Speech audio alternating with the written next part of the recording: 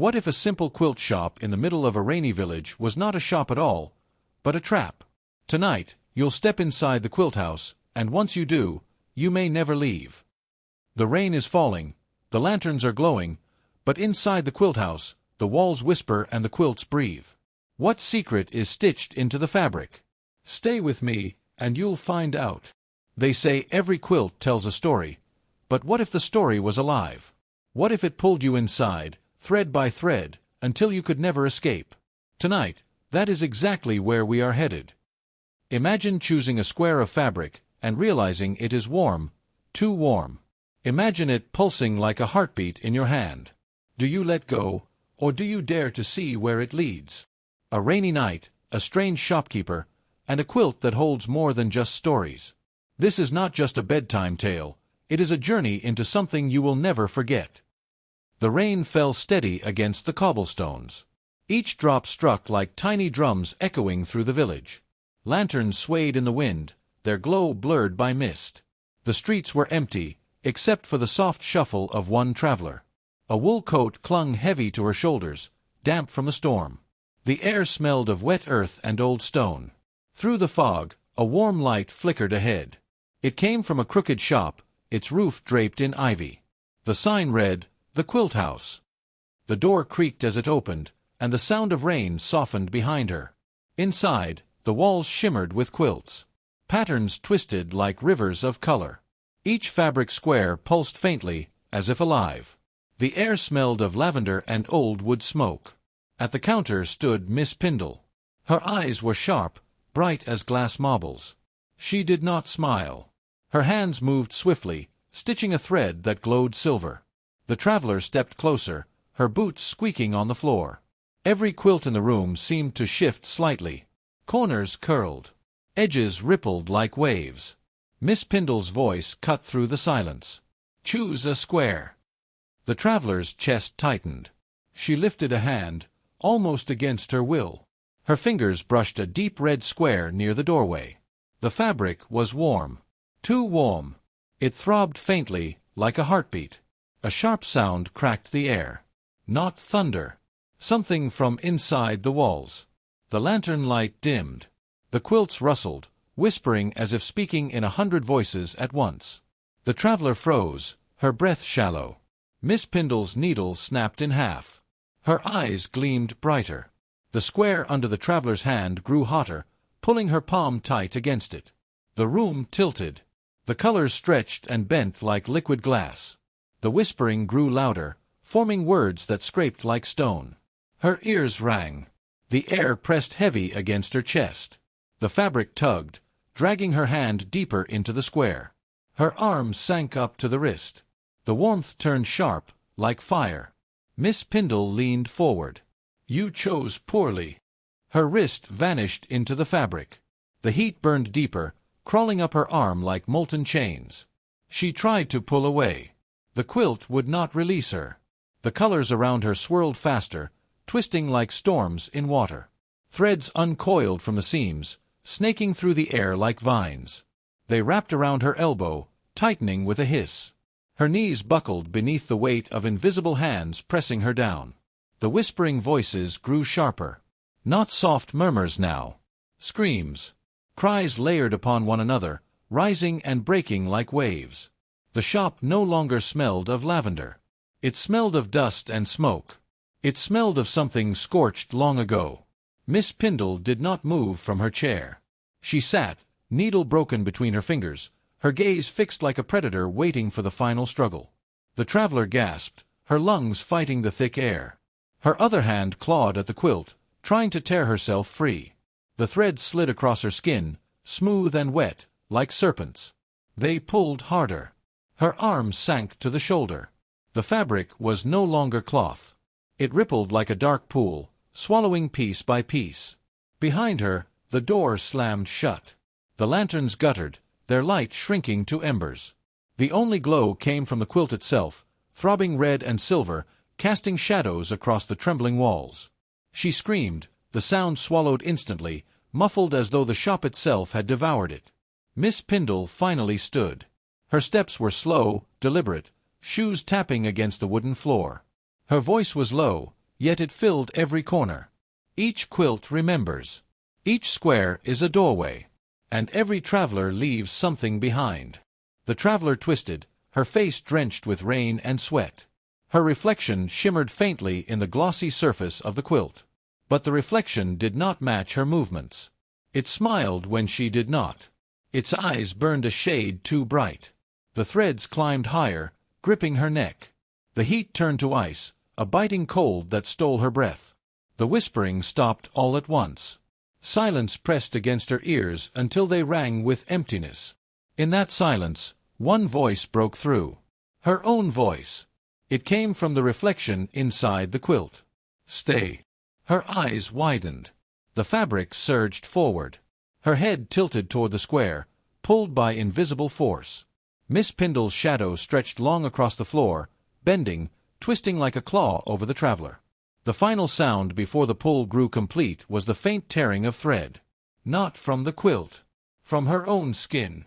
Her skin burned with every thread that pulled tighter. The tearing sound deepened, splitting into sharp cracks that echoed inside her chest. Her body arched as though invisible strings controlled her limbs. Her mouth opened in a silent cry, but no air passed her lips. Her reflection within the quilt moved freely, no longer bound. It tilted its head, smiling wide, as if amused by her struggle. The eyes in that reflection glowed brighter than lanterns, cold and merciless. Then, with a sudden lurch, her entire body plunged forward. The quilt swallowed her whole. The room fell still. The quilts on the walls shivered once more, then quieted, their seams tightening back into perfect order. Miss Pindle stood alone, staring at the place where the traveler had vanished. Her face betrayed no shock, no pity. She turned her gaze toward the square the traveler had touched. The deep red patch no longer pulsed with warmth. It glowed faintly, holding a new image stitched into its threads. A woman's face. The traveler's face. Her eyes in the stitching were wide, forever frozen in the moment of terror. Her stitched mouth opened in a scream that no sound would ever carry. Miss Pindle brushed her hand over the quilt. The fabric quivered under her touch, as though alive. She whispered, almost tenderly, "Another story added." The lanterns flickered, glowing brighter now, as though fed by what had been taken. The shop returned to its quiet hum, filled with the faint smell of lavender once more. But inside the quilt, the traveler fell. Not onto wood, not onto stone, but into a world of endless fabric. The sky above her shimmered like stretched cloth, woven with black and crimson threads. The ground beneath her shifted with every step, quilts folding and unfolding like breathing lungs. Whispers circled her, closer now, each voice distinct. They belonged to others. Others who had been pulled before her. Shapes flickered in the distance, figures sewn from patchwork scraps, their seams leaking faint threads of light. Some limped with broken stitches. Some reached out with hands that unraveled into nothing. They moved slowly toward her, their hollow eyes stitched shut. Their mouths, frayed at the edges, whispered the same word again and again. "Stay, stay, stay." She stumbled backward, her feet sinking into the fabric ground.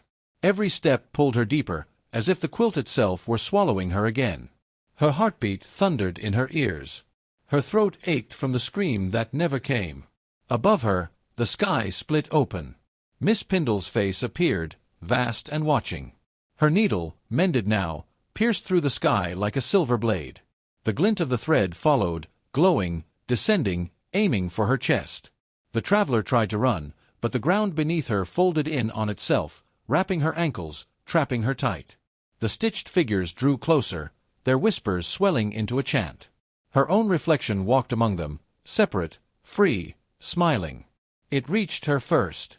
Its hand, warm and solid, pressed against her heart. Her reflection leaned close, whispering in her exact voice.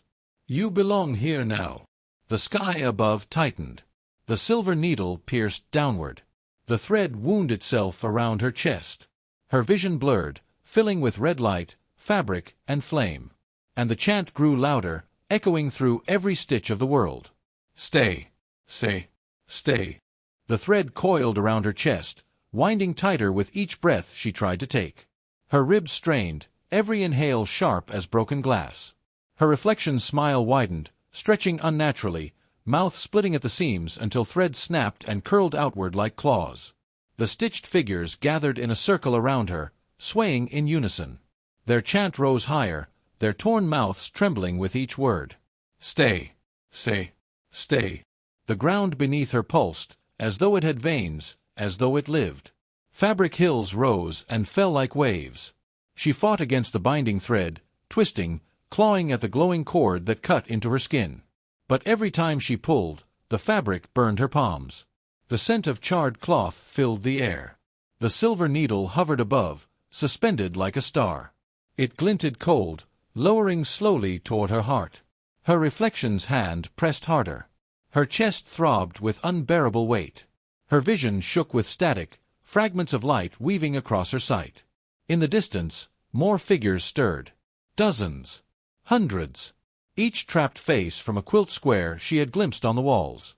Their bodies were no longer their own. Some had heads that sagged, sewn poorly, eyes forever closed. Others dragged loose threads like chains, their arms unraveling into wisps of nothing. They began to crawl closer, their stitched fingers reaching for her legs. A sound tore through the fabric sky. Not thunder. A ripping, long and deep, like the world itself was being torn apart at the seam. The needle froze in place. Miss Pindle's vast face flickered, her eyes narrowing. The fabric wind grew violent, pulling at the stitched figures, dragging them backward. They screamed without sound, their mouths tearing wider as they were swept into the darkness beyond the edges of the quilt world. Her reflection gripped her tighter, its sewn eyes sparking with red light. But for the first time, its smile faltered. A tear opened in the ground beneath them, threads snapping, cloth peeling back to reveal a chasm of endless black. From that blackness came another sound. A heartbeat. Not hers. Something older. Something buried inside the quilt. The sound made the ground quake, shaking her loose from the fabric that held her ankles. She stumbled forward, nearly falling into the tear. Her reflection caught her wrist. Its grip was iron, its voice a hiss. You cannot leave. The stitched figures wailed, their bodies collapsing into heaps of thread as the chasm widened. Her pulse thundered in her ears. She tore free from her reflection's grip, skin scraping, threads biting into her flesh. The ground tilted. She fell forward, plunging headfirst into the rift. The stitched world shattered behind her, ripping apart into frayed strings. Her reflection's scream chased her downward, echoing endlessly. And then, silence. The fall ended abruptly. She landed on cold stone. Not fabric. Not cloth. Stone, slick with rain. She gasped, sucking in damp air that tasted of moss and earth. Above her stretched not the stitched sky but vaulted beams, heavy with shadows. She was no longer in the quilt world. She was somewhere older. Somewhere beneath it. The heartbeat still pulsed through the walls, deep and slow, shaking the air. Candles flickered along the edges of the chamber, their flames thin and pale. And carved into the walls were thousands of faces. Every face she had seen stitched into the quilts above. They stared at her, their mouths open in silent cries. The air vibrated with their agony, though none of them spoke. At the center of the room stood a loom. Its frame was massive, taller than the chamber itself. Upon it stretched a single unfinished quilt, black as midnight. Threads dangled loose, swaying like tendrils in the damp air. And seated at the loom was a figure. Not Miss Pindle. Something larger. Something faceless, with hands made only of bone wrapped in glowing silver thread. It worked the loom slowly, weaving strands of red light into the black cloth. The heartbeat thundered louder with every movement of its bony hands. The traveler's knees weakened. She pressed her back against the wall, desperate for breath. The carved faces seemed to turn toward her. Their hollow eyes shimmered. And for the first time, a whisper rose among them. Not stay. Not stay. This time, they spoke one word. Run. Her legs trembled beneath her, yet the carved faces urged her onward with their silent stares. Their single word hung heavy in the chamber. Run. The faceless weaver did not turn. Its skeletal fingers clicked across the loom, pulling the silver threads tight, weaving them into the endless black fabric. Each strike of bone against string rang like a bell, deep and hollow. The sound crawled beneath her skin. Her heart beat faster, racing to match the rhythm. The quilt on the loom shimmered faintly, and within it, she saw movement. Faces pressed against the black cloth from the other side, stretching the fabric as if desperate to push through. Eyes bulged, mouths opened, and the faint outlines of hands clawed at the surface. Her breath caught. Every thread the weaver tightened imprisoned another soul. She stumbled backward, her boots scraping against the slick stone. The faceless weaver paused. Its head lifted slightly, though it had no eyes, no features. The silence that followed was unbearable. Then, without turning, it spoke. The voice came from nowhere and everywhere. It was low, like stone grinding against stone. "You do not belong here yet." Her pulse hammered in her ears. Her mouth was dry, but she managed a whisper. "Where is here?" The weaver's bony hands moved again, pulling another thread, tightening it into the quilt. "Below the quilt lies the root. Below the root lies the maker. And all threads return to me." The ground trembled. The candles along the walls bent inward, their flames shivering though there was no wind. The faces carved into the walls began to move. Their mouths stretched wider, their eyes dripping with threads of shadow. A chorus of cries filled the chamber, their voices weaving together into one sound. Not run. Not stay. But a word she could not understand. It was jagged, broken, like something spoken by the earth itself. The weaver's hands froze once more. Slowly, its faceless head turned toward her. Where features should have been, there was only black cloth stretched tight, stitched crudely across the bone. The threads pulsed red, glowing brighter with each heartbeat of the chamber. Her knees buckled. The sound of the voices pressed against her skull until she thought it might split. She dropped to the floor, clutching her head. The weaver rose. The chair it sat upon splintered into dust beneath its height. It towered above her, draped in endless folds of dark fabric that dragged along the stone. Its voice rumbled again, vibrating the air, the walls, her very bones. "You were chosen by the quilt. You touched the square. You entered the thread. There is no return." The black cloth of its robes writhed like serpents, threads whipping outward. They lashed at the ground, striking sparks across the stone. One snapped around her ankle. It burned cold, colder than ice, sinking into her flesh. She screamed. The chamber shook as if her cry had angered it. The faces in the walls wailed louder, their agony stretching into a single note of despair. Her body was yanked forward. The weaver's threads dragged her across the wet stone, toward the loom. The quilt shimmered brighter, the souls inside pressing harder, their hollow faces watching her approach. She clawed at the ground, nails breaking against the rock. Blood smeared the stone behind her. The loom loomed higher, its frame like a gate to a place that should never exist. She was lifted from the ground, suspended in midair by the threads that cut into her skin. The faceless weaver raised one skeletal hand, the silver thread stretched tight between its fingers. With its other hand, it drew a bone needle long as a dagger. The needle glowed, dripping sparks of red light that hissed as they touched the floor. It brought the point close to her chest. Her heart pounded against her ribs, desperate to escape. The faces in the walls screamed together, their voices tearing at the chamber like claws. "Run!" Her body twisted violently, the threads convulsing, and for an instant, just an instant, they loosened. She fell hard onto the stone floor, the bone needle striking inches from her face, cracking the rock. The chamber exploded with sound, voices shrieking, the ground quaking. The weaver's faceless head snapped toward her. The stitched threads across its face split slightly, and from the tear seeped a blinding red light. She scrambled to her feet, her lungs burning, her legs barely holding. The carved faces on the walls began to shift, opening wide as if forming doorways. Black tunnels stretched beyond them. She turned toward one. The closest face mouthed the word again. "Run!" She sprinted, the sound of her boots echoing against stone. Behind her, the weaver roared, a sound like the tearing of the entire world. Threads whipped through the air, striking the walls, gouging deep scars. The ground split beneath her, pieces of stone falling into a void. She dove into the nearest mouth, into the darkness beyond. The walls closed behind her, sealing her inside the tunnel. Her breath tore from her chest as she ran deeper, deeper into the unknown, the echo of the weaver's roar following close behind. The tunnel twisted in endless dark, the stone beneath her feet softening into something else. Not rock. Not earth. Fabric once more. The air thinned, every breath fragile, but ahead glimmered a pale light. She staggered toward it, her lungs aching, her body trembling with the threads that still marked her skin. At last, she emerged into a narrow chamber. Here, the walls were not carved with faces. They were blank. Silent. For the first time since entering the Quilt House, the air was still. A single quilt hung before her, stretched across the far wall. It was small, plain, a simple patch of faded blue cloth stitched with a single white star.